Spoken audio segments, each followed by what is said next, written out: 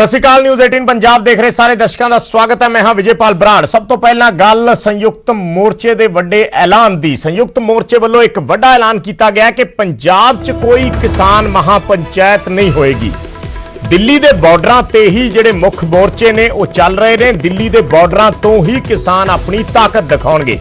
संयुक्त किसान मोर्चे ने यह वड्डा ऐलान किया है। दरअसल मानसा दे विच कल एक महापंचायत रखी गई है।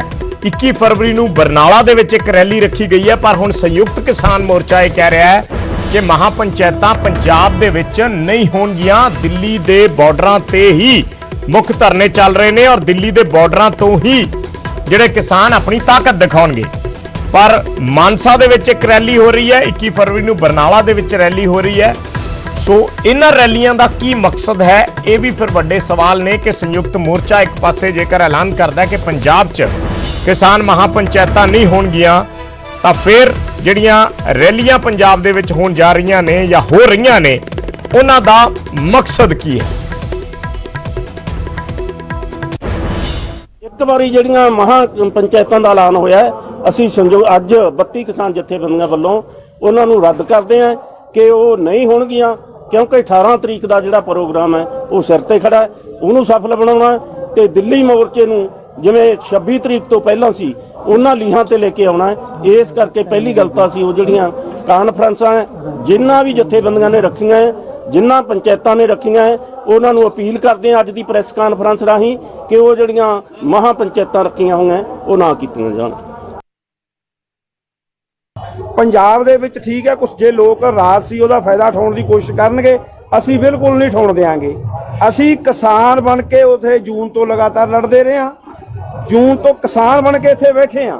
ਵਿਚਾਰ ਕਿਸੇ ਦੇ ਹੋ ਸਕਦੇ ਆ, ਕੋਈ ਇੱਥੇ ਰਾਜਨੀਤਿਕ ਫਾਇਦਾ ਉਠਾਉਣ ਦੀਆਂ ਕੋਸ਼ਿਸ਼ਾਂ ਕਰ ਸਕਦਾ ਹੋਊਗਾ, ਪਰ ਅਸੀਂ ਨਾ ਉਰੇ ਬੋਲਣ ਦਿੱਤੇ ਆ ਤੇ ਨਾ ਹੀ ਪੰਜਾਬ 'ਚ ਉਹਨਾਂ ਕਾਨਫਰੰਸਾਂ ਸਾਡੇ ਫੈਸਲੇ ਤੋਂ ਬਗੈਰ ਹੋਣਗੀਆਂ। ਲੋਕਾਂ ਦਾ ਹੋ ਸਕਦਾ ਕਿਸੇ ਜਥੇਬੰਦੀਆਂ ਦਾ ਹਾਂ ਔਰ ਬਰਨਾਲਾ ਕਰਨ ਤੋਂ ਇਸ ਜਥੇਬੰਦੀ ਦੇ ਲੀਡਰਾਂ ਨੇ ਵੀ ਜਾਣਾ ਤੈਅ ਕੀਤਾ ਹੋਇਆ ਸੀ, ਉਹਦਾ ਕੀ ਫੈਸਲਾ? ਦੇਖੋ, ਇਹ ਤੁਹਾਡੇ ਅਸੀਂ ਸੁਣੀਆਂ ਤੁਹਾਡੇ ਕੋਲੋਂ ਵੀ ਉਗਰਾਹਾਂ ਕਰ ਰਹੇ ਨੇ। ਉਗਰਾਹਾਂ ਸਾਡੀਆਂ 32 ਦੀ ਜਿਹੜੀ ਜਥੇਬੰਦੀਆਂ ਨੇ ਪੰਜਾਬ ਦੀਆਂ, ਉਹ 32 ਦਾ ਹਿੱਸਾ ਨਹੀਂ, ਤਾਲਮੇਲ ਤੌਰ ਤੇ ਸਾਡੇ ਚਾਹੁੰਦੇ ਆ। ਦੇਖੋ, ਜੇ ਉਹ ਕਰਦੇ ਆ ਉਹ ਚ ਸਾਡਾ ਕੋਈ ਨਹੀਂ ਫੈਸਲਾ ਜਾਊਗਾ ਸਾਥੀ। ਕੋਈ ਨਹੀਂ ਕੀਤੀ ਜਾ ਰਹੀ ਜਿਹੜੀ ਇਸ ਤਰ੍ਹਾਂ ਦੀ ਕੀਤੀ ਜਾ ਰਹੀ ਹੈ। ਫੈਸਲਾ ਹੋ ਗਿਆ ਤੇ ਜਿਹੜੀ ਹੈ ਉਗਰਾਹਾਂ ਉਹ ਨਹੀਂ ਹੋਊ ਯਾਰ। ਕੱਲਿਆਂ ਤੇ ਉਹਨੂੰ ਪਹਿਲਾਂ ਕਹਿ ਦਿੱਤੀ, ਕੱਲ ਨੂੰ ਅਸੀਂ 18 ਨੂੰ ਤਿਆਰੀ ਕਰ, ਜੇ ਕੱਲ ਨੂੰ ਅਸੀਂ ਜੇ ਕਰਾਂਗੇ ਤਾਂ 18 ਨੂੰ ਕਿਵੇਂ ਰੋਕਾਂਗੇ? ਉਹ ਪੰਚਾਇਤਾਂ ਵੱਲੋਂ ਜਾਂ ਕਾਸੇ ਵੱਲੋਂ ਕਰ ਰਹੇ, ਰੂਦੂ ਸਿੰਘ ਨਹੀਂ ਕਰ ਰਿਹਾ। ਸਾਡੀ ਉਹਨਾਂ ਨਾਲ ਗੱਲ ਹੋਈ ਆ, ਉਹ ਨਹੀਂ ਰੂਦੂ ਸਿੰਘ ਵੱਲੋਂ ਤੇ ਮਾਨਸਾ ਦੇ ਭਿੱਖੀ ਚ ਕੱਲ ਕਿਸਾਨ महापंचायत रोक ਦੇ ਬਾਵਜੂਦ ਹੋਏਗੀ। ਕੱਲ ਕਿਸਾਨ महापंचायत 25,000 ਤੋਂ ਵੱਧ ਲੋਕਾਂ ਦੇ ਪਹੁੰਚਣ ਦਾ ਦਾਅਵਾ ਹੈ। महापंचायत ਨੂੰ ਲੈ ਕੇ ਤਿਆਰੀਆਂ ਮੁਕੰਮਲ ਨੇ ਔਰ ਇਸ ਦੇ ਵਿੱਚ ਕੁਝ ਆਗੂ ਸ਼ਾਮਿਲ ਹੋ ਸਕਦੇ ਨੇ। ਸੰਯੁਕਤ ਮੋਰਚੇ ਦੇ ਆਗੂ महापंचायत ਜਰੀਏ ਸ਼ਕਤੀ ਪ੍ਰਦਰਸ਼ਨ ਕਿਸਾਨ ਕਰਨਗੇ। ਹਾਲਾਂਕਿ ਸੰਯੁਕਤ ਮੋਰਚਾ महापंचायत ਕਰਨ ਤੇ ਰੋਕ ਲਾ ਚੁੱਕਿਆ ਹੈ। ਇਹ ਮਹਾਪੰਚਾਇਤ ਆ, ਇਹ ਸਰਪੰਚ ਪੰਚਾਇਤ ਯੂਨੀਅਨ ਬਲਾਕ ਭੀਖੀ ਵੱਲੋਂ ਲੀਕੀ ਗਈ ਸੀਗੀ, ਪਰ ਹੁਣ ਇਹ ਸਾਰੇ ਜ਼ਿਲ੍ਹੇ ਦੀਆਂ ਪੰਚਾਇਤਾਂ ਦੀ ਮਹਾਪੰਚਾਇਤ ਹੋ ਰਹੀ ਆ। ਤਿਆਰੀਆਂ ਇਹਦੀਆਂ ਮੁਕੰਮਲ ਨੇ, ਵੱਡਾ ਇਕੱਠ ਹੋਊਗਾ। ਇਹ ਜਿਹੜੀ ਸਾਡੀ ਮਹਾਪੰਚਾਇਤ ਹੈ, ਜਿਹੜਾ ਸਾਡਾ ਦਿੱਲੀ ਬਾਰਡਰ ਤੇ ਸੰਘਰਸ਼ ਚੱਲ ਰਿਹਾ ਹੈਗਾ, ਉਹਨੂੰ ਬਲ ਦੇਊਗੀ। ਪੰਚਾਇਤਾਂ ਵੱਲੋਂ ਇਕੱਠ ਕੀਤਾ ਜਾ ਰਿਹਾ ਹੈ, ਕਿਉਂਕਿ ਹੁਣ ਇਹ ਜਿਹੜਾ ਕਿਸਾਨੀ ਘੋਲ ਸੀ, ਹੁਣ ਇਹ ਲੋਕ ਘੋਲ ਬਣ ਗਿਆ। ਇਸ ਲਈ ਲੋਕ ਘੋਲ ਦੇ ਵਿੱਚ ਸਾਰੇ ਵਰਗ ਹੀ ਇਕੱਠ ਰੱਖ ਸਕਦੇ ਆ।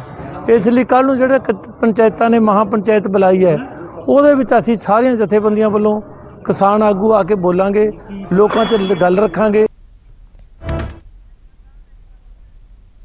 ਤਾਂ ਇੱਕ ਪਾਸੇ ਸੰਯੁਕਤ ਕਿਸਾਨ ਮੋਰਚੇ ਨੇ ਐਲਾਨ ਕੀਤਾ ਕਿ ਕਿਸਾਨ महापंचायतां नहीं ਹੋਣਗੀਆਂ। रुलदू सिंह ਜਿਹੜੇ ਮਾਨਸਾ ਤੋਂ ਹੀ ਕਿਸਾਨ ਆਗੂ ਨੇ, ਸੰਯੁਕਤ ਮੋਰਚੇ ਦਾ ਹਿੱਸਾ ਨੇ, ਉਹਨਾਂ ਨੇ ਕਿਹਾ ਹੈ ਕਿ ਕੁਝ ਲੋਕ ਇਸ ਨੂੰ ਕੋਈ ਸਿਆਸੀ ਰੰਗਤ ਦੇਣ ਦੀ ਕੋਸ਼ਿਸ਼ ਕਰ ਸਕਦੇ ਨੇ ਜਾਂ ਇਸ ਦੇ ਵਿੱਚੋਂ ਕੋਈ ਸਿਆਸੀ ਫਾਇਦਾ ਲੱਭਣ ਦੀ ਕੋਸ਼ਿਸ਼ ਕਰਨਗੇ। ਇਸ ਕਰਕੇ ਉਹਨਾਂ ਨੇ ਰੋਕ ਲਾਈ ਹੈ ਕਿ ਪੰਜਾਬ ਦੇ ਵਿੱਚ महापंचायतां ਨਹੀਂ ਹੋਣਗੀਆਂ।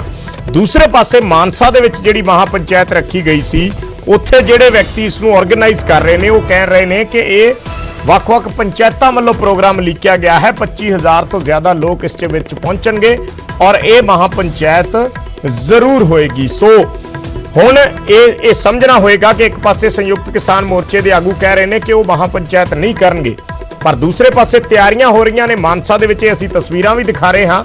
ਸਟੇਜ ਤਿਆਰ ਕੀਤੀ ਜਾ ਰਹੀ ਹੈ ਕਿਸਾਨ ਮਹਾਪੰਚਾਇਤ ਦੇ ਲਈ। ਔਰ ਕਿਹਾ ਜਾ ਰਿਹਾ ਕਿ ਇਲਾਕੇ ਦੀਆਂ ਜਿੰਨੀਆਂ ਪੰਚਾਇਤਾਂ ਨੇ ਉਹਨਾਂ ਪੰਚਾਇਤਾਂ ਵੱਲੋਂ ਇਹ ਪ੍ਰੋਗਰਾਮ ਜਿਹੜਾ ਹੈ ਇਹ ਆਰਗੇਨਾਈਜ਼ ਕੀਤਾ ਗਿਆ ਕਿਸਾਨ ਮਹਾਪੰਚਾਇਤ ਦਾ। ਔਰ ਇਸ ਨੂੰ ਜਿਹੜੇ ਸਥਾਨਕ ਪੱਧਰ ਦੇ ਆਗੂ ਨੇ ਉਹ ਆਪਣੇ ਤੌਰ ਤੇ ਸੰਬੋਧਨ ਕਰਨਗੇ।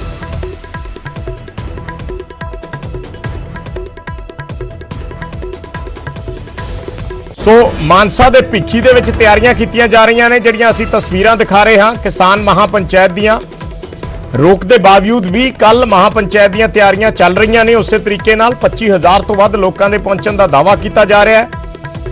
ਇਹ ਵੀ ਕਿਹਾ ਜਾ ਰਿਹਾ ਕਿ ਸੰਯੁਕਤ ਮੋਰਚੇ ਦੇ ਆਗੂ ਵੀ ਇਸ 'ਚ ਸ਼ਾਮਲ ਹੋ ਸਕਦੇ ਨੇ ਔਰ ਮਹਾਪੰਚਾਇਤ ਜਰੀਏ ਕਿਸਾਨ ਆਪਣਾ ਸ਼ਕਤੀ ਪ੍ਰਦਰਸ਼ਨ ਕਰਨਗੇ। ਔਰ ਜਿਹੜੇ ਕਿਸਾਨ ਆਗੂ ਇਸ ਬਾਰੇ ਜਾਣਕਾਰੀ ਦੇ ਰਹੇ ਸੀ ਉਹਨਾਂ ਦਾ ਇਹ ਕਹਿਣਾ ਹੈ ਕਿ ਜਿਹੜਾ ਦਿੱਲੀ ਦੇ ਵਿੱਚ ਮੋਰਚਾ ਚੱਲ ਰਿਹਾ, ਦਿੱਲੀ ਦੇ ਵਿੱਚ ਅੰਦੋਲਨ ਚੱਲ ਰਿਹਾ, ਉਸ ਨੂੰ ਤਾਕਤ ਦੇਣ ਦੇ ਲਈ ਕਿਸਾਨਾਂ ਦਾ ਇਹ ਇਕੱਠ ਕੀਤਾ ਜਾ ਰਿਹਾ ਹੈ। ਉਸਦੀ ਬੈਕ ਜਿਹੜੀ ਹੈ ਮਜ਼ਬੂਤ ਕਰਨ ਦੇ ਲਈ ਕਿਸਾਨਾਂ ਦਾ ਇਹ ਇਕੱਠ ਕੀਤਾ ਜਾ ਰਿਹਾ ਹੈ। ਸੋ ਮਾਨਸਾ ਦੇ ਭਿੱਖੀ ਦੀਆਂ ਅਸੀਂ ਤਸਵੀਰਾਂ ਦਿਖਾ ਰਹੇ ਹਾਂ। ਇੱਕ ਪਾਸੇ ਸੰਯੁਕਤ ਕਿਸਾਨ ਮੋਰਚੇ ਦਾ ਬਿਆਨ ਆਇਆ ਹੈ।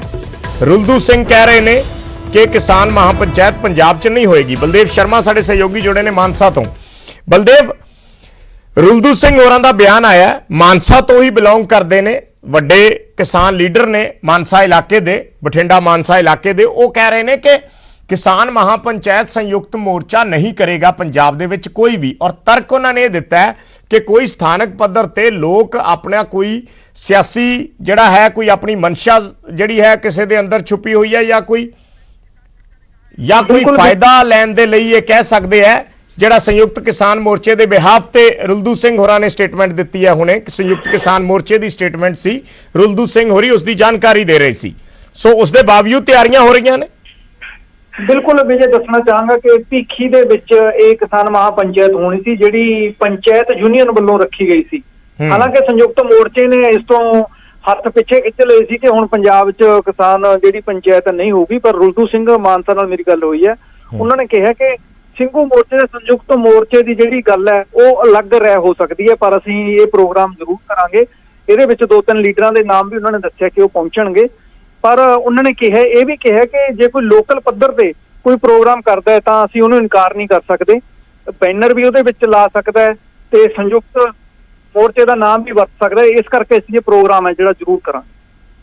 ਠੀਕ ਹੈ, ਧੰਨਵਾਦ ਬਲਦੇਵ ਇਸ ਜਾਣਕਾਰੀ ਦੇ ਲਈ। ਤਾਂ ਤਿਆਰੀ ਕੀਤੀ ਜਾ ਰਹੀ ਹੈ ਔਰ ਪ੍ਰੋਗਰਾਮ ਉਹਨਾਂ ਨੇ ਕਿਹਾ ਕਿ ਅਸੀਂ ਲਾਜ਼ਮੀ ਕਰਾਂਗੇ। ਉਧਰ ਸੰਯੁਕਤ ਕਿਸਾਨ ਮੋਰਚਾ ਕਹਿ ਰਿਹਾ ਕੋਈ ਮਹਾਪੰਚਾਇਤ ਨਹੀਂ ਹੋਏਗੀ ਤੇ ਕਿਸਾਨਾਂ ਵੱਲੋਂ ਬੀਜੇਪੀ ਦੀ ਸਿਆਸੀ ਘੇਰਾਬੰਦੀ ਕੀਤੀ ਜਾਣੀ ਹੈ। ਕਿਸਾਨ ਆਗੂਆਂ ਨੇ ਫੈਸਲਾ ਲਿਆ ਕਿ ਉਹ ਬੰਗਾਲ ਵੀ ਜਾਣਗੇ ਔਰ ਬੰਗਾਲ 'ਚ ਜਾ ਕੇ ਲੋਕਾਂ ਨੂੰ ਲਾਮਬੱਧ ਕਰਨਗੇ। ਅੰਦੋਲਨ ਦੀ ਮਜ਼ਬੂਤੀ ਦੇ ਲਈ ਦੇਸ਼ ਭਰ ਦਾ ਉਹ ਦੌਰਾ ਕਰਨਗੇ। ਰੋਹਤਕ 'ਚ ਸਰ ਛੋਟੂ ਰਾਮ ਦੀ ਅੱਜ ਜਯੰਤੀ ਮਨਾਈ ਗਈ ਸੀ। ਇਸ ਮੌਕੇ ਤੇ ਕਿਸਾਨ ਆਗੂਆਂ ਵੱਲੋਂ ਇਹ ਬਿਆਨ ਦਿੱਤਾ ਗਿਆ ਕਿ ਸਰਕਾਰ ਨੂੰ ਹਰ ਫਰੰਟ ਤੇ ਘੇਰਿਆ ਜਾਏਗਾ ਔਰ ਇਸ ਵੇਲੇ ਕਿਉਂਕਿ ਬੰਗਾਲ ਚੋਣਾਂ ਆ ਰਹੀਆਂ ਨੇ ਇਸ ਕਰਕੇ ਬੰਗਾਲ ਵੀ ਕਿਸਾਨ ਮੋਰਚੇ ਦੇ ਆਗੂ ਪਹੁੰਚਣਗੇ ਔਰ ਉੱਥੇ ਜਾ ਕੇ ਵੀ ਲੋਕਾਂ ਨੂੰ ਸਰਕਾਰ ਦੇ ਇਹਨਾਂ ਫੈਸਲਿਆਂ ਦੇ ਵਿਰੋਧ ਵਿੱਚ ਲਾਮਬੱਧ ਕੀਤਾ ਜਾਏਗਾ।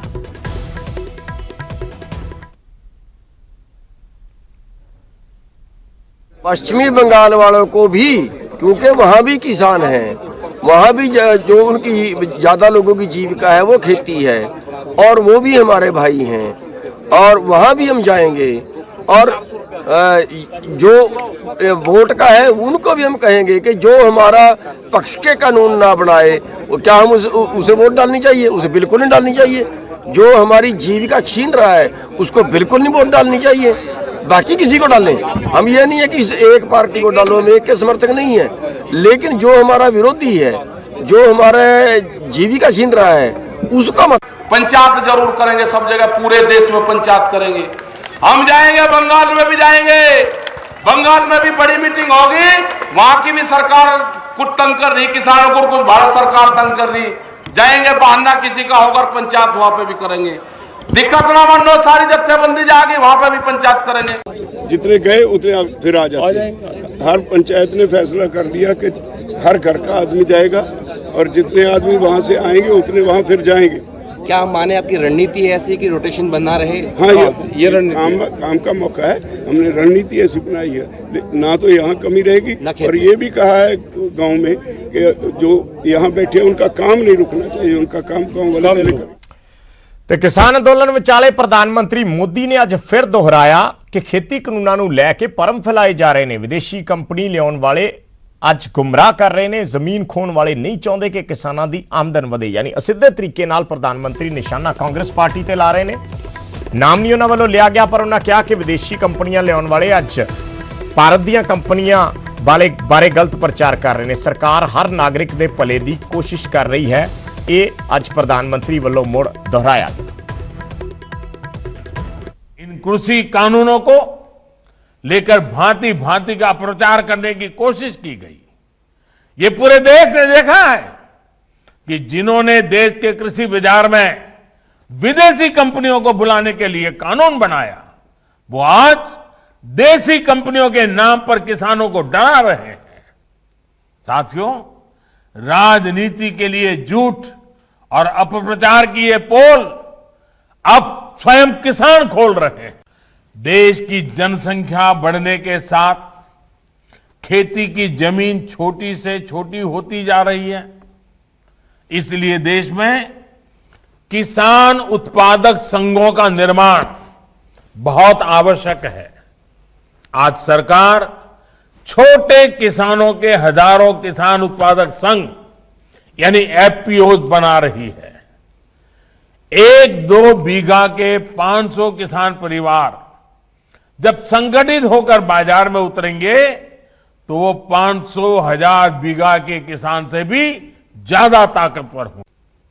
जो नए कृषि सुधार किए गए हैं, इनका लाभ भी छोटे और सीमांत किसानों को सबसे अधिक होगा। उत्तर प्रदेश में इन नए कानूनों के बनने के बाद जगह जगह से किसानों के बेहतर अनुभव सामने आने में भी लगे हैं।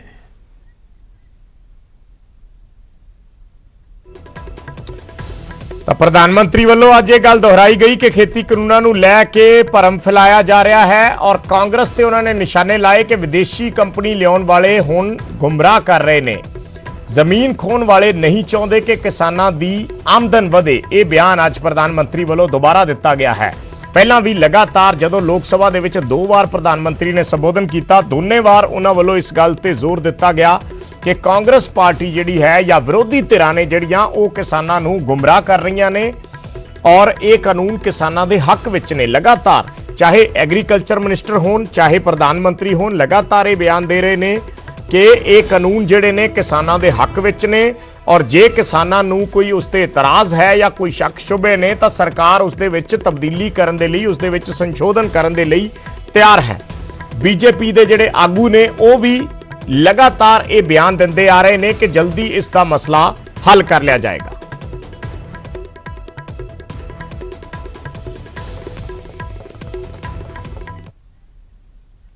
ते उधर किसानी मुद्दे ते आज बीजेपी की एक अहम बैठक हो रही है। बीजेपी हैडक्वार्टर ते जेपी नड्डा बीजेपी के प्रधान ये बैठक लै रहे हैं। गृह मंत्री अमित शाह भी पहुंचे ने।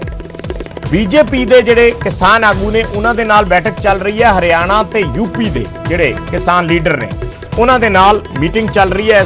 इस वेले किसानी मुद्दे ते अमित शाह ते जेपी नड्डा ये बैठक लै रहे हैं। काफ़ी अहम है अपने आप दे विच बीजेपी प्रधान जेपी नड्डा और गृह मंत्री अमित शाह दोनों का इकट्ठे मीटिंग दे विच मौजूद होना। जिवें असीं पहलां जिक्र कर रहे सी कि बीजेपी के आगू लगातार ये गल कर रहे हैं कि छेती किसानों के नाल मसला सुलझाया जाएगा। हालांकि ऑफ द रिकॉर्ड उन्होंने ये भी दस्या कि किसानों के नाल गलबात चल रही है और उस दे विच कई लोग ने जिहड़े गलबात करवा रहे हैं। सो हुण जिहड़े हरियाणा ते यूपी के किसान लीडर ने वो मीटिंग दे विच ने, जिहड़े बीजेपी पक्षी ने वो इस बैठक दे विच ने और उन्हां दे नाल गलबात चल रही है। साडे सहयोगी अनिल जुड़े ने होर जानकारी दे लई। अनिल, थोड़ा विस्तार नाल जानना चाहांगे मीटिंग दे विच की गलबात हो रही है और किहड़े किसान लीडर ने जिहड़े इस बैठक च मौजूद ने। मैं आपको बताना चाहूंगा कि बैठक अभी कुछ मिनट पहले ही शुरू हुई है और अब से कुछ मिनट पहले ही गृह मंत्री अमित शाह पहुंचे हैं भाजपा मुख्यालय। इससे पहले तमाम जो राज्य हैं, चाहे वो हरियाणा हो, उत्तर प्रदेश हो या राजस्थान, इन तीनों राज्यों के चाहे वो जाट में किसान नेता के फेस हो या फिर अन्य दूसरे नेता, सभी यहाँ पे पहुंच चुके हैं। कई ऐसे सांसद और जो विधायक है वो भी इस बैठक में शिरकत कर रहे हैं। और जिस तरह से संजीव बालियान है या फिर सतपाल सिंह है, लक्ष्मी नारायण चौधरी है, भूपेंद्र यादव है, इस तरह के तमाम बड़े जो नेता हैं, जो फेस है, वो भी इसमें मौजूद है। और उम्मीद की जा रही है कि संभवतः इस बैठक में जो किसान आंदोलन को लेकर के किसानों का जो रुख है उसको लेकर के इस पे विस्तार से चर्चा की जा सकेगी, क्योंकि हमने देखा कि हाल के दिनों में चाहे वो दिल्ली हरियाणा बॉर्डर हो या दिल्ली उत्तर प्रदेश के बॉर्डर हो, जिस तरह से किसानों ने अपना रुख कायम रखा है उसको लेकर के शायद आगे की रणनीति भाजपा अपनी तय करेगी और किस तरह से इसे आगे लेकर जाना है, काउंटर करना है, इन तमाम बिंदुओं पर विस्तार से आज की बैठक में चर्चा संभव है। ठीक है, बहुत बहुत धन्यवाद अनिल इस जानकारी ਦੇ ਲਈ। ਦੁਬਾਰਾ ਅਪਡੇਟ ਦੇ ਲਈ ਆਵਾਂਗੇ। ਤਾਂ ਮੀਟਿੰਗ ਚੱਲ ਰਹੀ ਹੈ ਬੀਜੇਪੀ ਹੈੱਡਕੁਆਰਟਰ ਤੇ, ਕਾਫੀ ਅਹਿਮ ਇਸ ਨੂੰ ਸਮਝਿਆ ਜਾ ਸਕਦਾ ਹੈ ਕਿਉਂਕਿ ਇਸ ਤੇ ਕਿਸਾਨ ਅੰਦੋਲਨ ਬਾਰੇ ਚਰਚਾ ਹੋ ਰਹੀ ਹੈ ਇਸ ਬੈਠਕ ਦੇ ਵਿੱਚ ਔਰ ਕੀ ਨਿਕਲ ਕੇ ਆਉਂਦਾ ਹੈ ਇਸ ਤੇ ਸਾਡੀ ਨਜ਼ਰ ਰਹੇਗੀ। ਦਰਸ਼ਕਾਂ ਨੂੰ ਅਪਡੇਟ ਦਿੰਦੇ ਰਵਾਂਗੇ। ਇੱਕ ਛੋਟਾ ਜਿਹਾ ਕਮਰਸ਼ੀਅਲ ਬ੍ਰੇਕ, ਜਲਦ ਵਾਪਸ ਆਉਂਦੇ ਹਾਂ।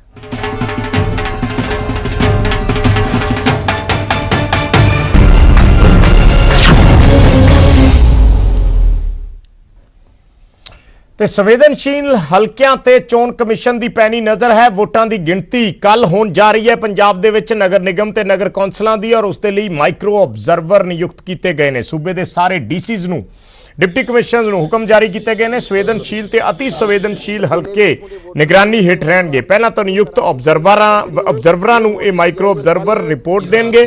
ਬਹਾਲੀ ਨੂੰ ਛੱਡ ਕੇ ਬਾਕੀ ਸਾਰੇ ਥਾਵਾਂ ਤੇ ਕੱਲ ਵੋਟਾਂ ਦੀ ਗਿਣਤੀ ਹੋਏਗੀ।